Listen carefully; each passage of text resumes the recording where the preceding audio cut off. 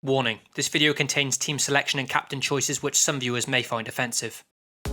Hey guys, and welcome back to FPL TV. Before seeing how the team performed in Game Week 2, a very quick word about OneFootball who have very kindly sponsored this video. The world's best football news app has now been made even better, relaunching with a fresh new design. Gain access to news, scores and stats from leagues all over the world, with a brand new interface that's cleaner, simpler and smarter than ever. As for FPL, you can follow each team in the Premier League and then get live updates from all the goals and assists every game week. Download it for free using the link in the description box below. There were two returns from defence last week, with Liverpool getting an unexpected clean sheet away to Chelsea. James Justin was the other defensive return, and he made it 2 attacking returns from 2, notching his first ever Premier League goal. Although Justin was a bit suspect defensively at times, I really liked what I saw attacking wise, with him constantly bombing forward and often being in Burnley's box. The same can be said for his teammate Castagna too, who both looked very attacking in that game. McCarthy and Davis on the other hand looked to be very poor buys early on, with Southampton especially looking woeful defensively thus far. Both Tottenham and Southampton displayed very good defensive stats at the back end of last season, but that certainly hasn't carried over. Southampton still have some decent fixtures coming up, and that's one of the main reasons I bought McCarthy in the first place. So I'm going to stick with him for now and not bother wasting a transfer on a goalkeeper. The first chance I'll get to replace him will likely be whenever I choose to use my wildcard. As for Ben Davis, well, there's big concerns now for him and his starting place, with new left-back Sergio Reguilon recently signing. All I'm hoping for now is that Ben Davis keeps his place for just one more game week at home to Newcastle, before I can then think about replacing him. From my midfield, there was one outstanding display, and that was from my differential Harvey Barnes. In the opening game week, I felt very unlucky not to get returns from him in a game where he looked electric. But for Game Week 2, his FPL returns finally justified his performance. He was, in my opinion, Leicester's best player against Burnley and looked a constant threat. His opening 2 performances have more than cemented his place in my side for now, with home games against West Ham and Villa to come in the next 3 game weeks. Elsewhere in midfield was all disappointing though, with a blank from Mo Salah, St Maximum getting injured very early on against Brighton, and my captain Aubameyang getting just a single assist at home to West Ham. Aubameyang's 5 points is still a captain return though, so at least that's 2 game weeks without a captaincy blank so far.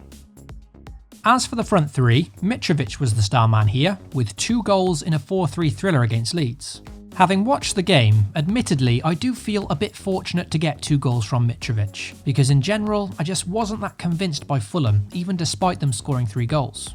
Mitro is a budget-friendly 6 million though, on penalties with good fixtures and Aston Villa at home next, so he'll stay for now and hopefully prove me wrong. A very welcome 12 points all the same. My transfer in of Martial for Danny Ings ended up being a very poor decision, and I was well aware that it could come back to haunt me. But like I said in the previous video, I'm not going to dwell too much on things that have happened in the past. In hindsight, I do think it was a mistake, because at least with Tottenham and Southampton, we had seen something from them in Game Week 1, and therefore had more data. And as for United, they hadn't even played yet.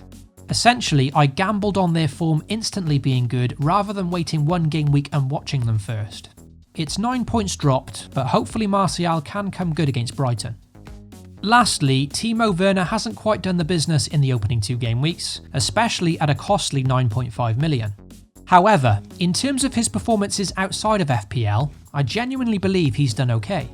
Ultimately, there's only so much he could do once Chelsea went down to 10 men, he was playing the best team in the league and has won a penalty in both game weeks so far. With West Brom up next, he's an easy hold for now, and I'll give him at least that game to return some points. So for Game Week 2, my team scraped together a score of 58, and to be fair, it was salvaged thanks to the exploits of Leicester on Sunday.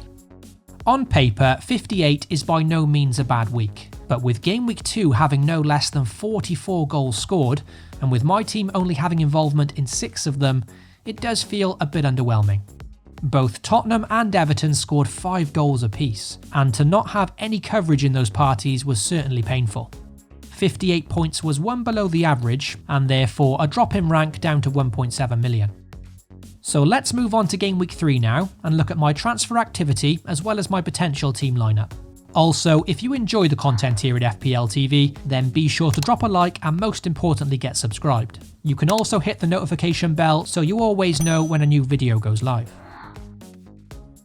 There's been 2 confirmed transfers to my side this week, with Aubameyang and Saint-Maximin making way. Arsenal now run into a string of very difficult fixtures, where they face Liverpool, Man City, Leicester and United in 4 of the next 5 game weeks. Even despite this difficult run, I was initially very torn on whether to transfer him out. But after watching Kevin De Bruyne look exceptional against Wolves, transferring him to the Belgian did seem like a no-brainer, especially with De Bruyne remaining on penalties. As for Saint-Maximin, well, he picked up an injury, and in general, I don't think I've seen enough from him to warrant a place in my team. Newcastle's fixtures now look fairly difficult for the next few weeks, so all things considered, it felt like a good time to get rid. The initial plan with Saint-Maximin was to swap him to Daniel Podence at Wolves. Wolves now have arguably the best run of fixtures over the next 5 game weeks, facing West Ham, Fulham, Leeds, Newcastle and Palace. He's a bargain 5.5 million, looks to be fairly nailed on to start, and has already produced 2 assists in the opening 2 games. On top of that, I've just generally been very impressed with his performances. However, having now seen Phil Foden start for City last night, and having downgraded Aubameyang to De Bruyne, I've instead brought in Phil Foden for Saint-Maximin. I'm not sure yet on how to feel about this transfer, because there's no questioning that Foden is a rotation risk, but providing he does start games, I do feel he's a greater goal threat than Podence, and simply put, I was just too drawn to having another Man City asset, who on their day can blitz teams with a big scoreline. Only time will tell if opting for Foden over Podence is a good move, but the transfer is locked in now and there's no going back. The difficulty with FPL and the crazy amount of price rises is that sometimes you're forced into making very quick decisions a lot earlier than you'd like, and that was certainly the case with me buying Foden. So with these 2 transfers now confirmed and locked in for a -4 hit, let's see how the team lines up for Game Week 3. Burnley's Charlie Taylor comes into my starting 11 for the first time this season with a home fixture against Southampton. With McCarthy also in goal for that fixture, the ideal result for me would be a drab 0-0. It's possible but highly unlikely. As for Ben Davies, like I said earlier, I'm simply hoping he survives 1 more game week in the side for Spurs before their new signing Reguilon comes in. In terms of potential clean sheets, it doesn't get much better on paper than a home fixture against Newcastle, so I'd like to field him for this one if I think he'll start. Tottenham have such a packed schedule though, and a Europa League fixture on Thursday before facing Newcastle. So if Ben Davies plays lots of minutes in that one, perhaps that will give me some indication on him being dropped or not for Game Week 3. If that is the case and Davies plays lots of minutes in midweek, then I've still got Tyrick Mitchell at home to Everton as first on my bench, and he's not the worst option to bring in for Davies if I think he'll be dropped. Mitchell has returned points in the opening 2 game weeks, and it's still a home fixture, albeit against an in-form Everton. Another player rooted to my bench this week is of course James Justin, with a clean sheet away to Man City extremely unlikely.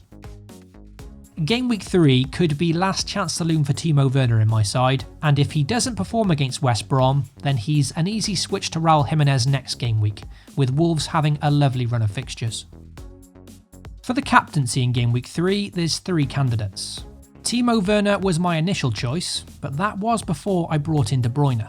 West Brom have conceded 8 goals in just 2 games so far, so if Werner is finally going to open his account for Chelsea, then on paper there is no better game to do so. The problem is, because he hasn't delivered in the opening 2 game weeks, it's very hard to trust him with the captaincy over the more reliable Salah or Kevin De Bruyne. De Bruyne is at home to Leicester in Game Week 3, and despite them looking very good in the first 2 games, defensively against Burnley, I felt they looked quite vulnerable. Johnny Evans comes back from suspension this week, and that should give them a boost. But still, De Bruyne's consistency in home games does make him feel like captain sensible this week, a decision I'm still weighing up.